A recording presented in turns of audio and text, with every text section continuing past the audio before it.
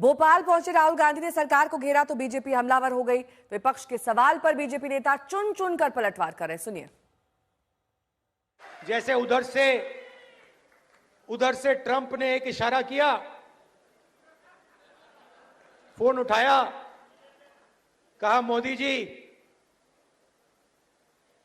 क्या कर रहे हो?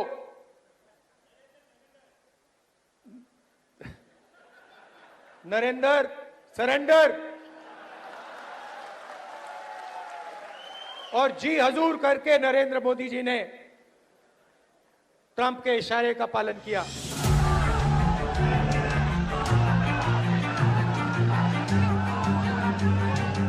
भोपाल में कांग्रेस के संगठन सृजन अभियान में राहुल गांधी के इस बयान पर कांग्रेस और बीजेपी में फिर से सियासी तलवारें खिंच गई हैं। राहुल गांधी मानसिक दिवालिया हो गए हैं। दुर्भाग्य की इस प्रकार की भाषा देश का नेता प्रतिपक्ष बोल रहा है, इन्हें शर्म आनी चाहिए। और मैं पूछना चाहता हूं, 1971 के युद्ध में सेना के पराक्रम से 93,000 सैनिकों को युद्धबंदी सरेंडर हुए थे, बनाया था। उनको छोड़ने का किसके दबाव में इंदिरा गांधी ने, कांग्रेस ने उनको छोड़ा? हम पता नहीं क्या क्या बोल सकते हैं, लेकिन हमारे संस्कार गवाही नहीं देते। बीजेपी के नामी नेता एक एक कर राहुल गांधी पर पलटवार कर रहे हैं। राहुल गांधी हर चीज को एक राजनीति के चश्मे से देखते हैं और इसीलिए वो इतने गंभीर विषय को और इतने हल्के में ले रहे हैं। ये मुद्दा किसी राजनीतिक सभा का हो सकता है क्या?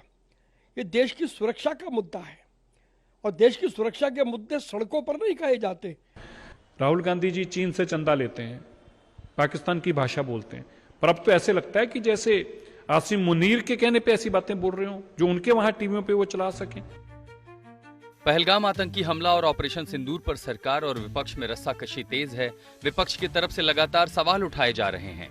ऑल पार्टी मीटिंग और संसद के विशेष सत्र की मांग हो रही है। संसद के विशेष सत्र की मांग को लेकर कल 16 दलों ने पीएम को चिट्ठी लिखी है। खास बात यह भी है कि इस चिट्ठी में शरद पवार की एनसीपी और आम आदमी पार्टी शामिल नहीं है। आम आदमी पार्टी ने अलग से चिट्ठी भेजी है।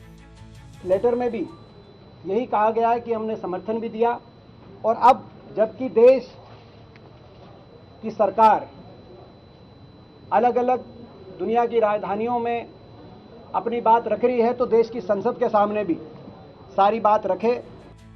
आज तक को सूत्रों से मिली जानकारी के मुताबिक सरकार विपक्ष की इस मांग पर गौर नहीं कर रही है, क्योंकि अगले महीने ही संसद का मानसून सत्र होना है। ऐसे में इस मुद्दे पर सियासत अभी जारी रहने के आसार हैं। आज तक ब्यूरो।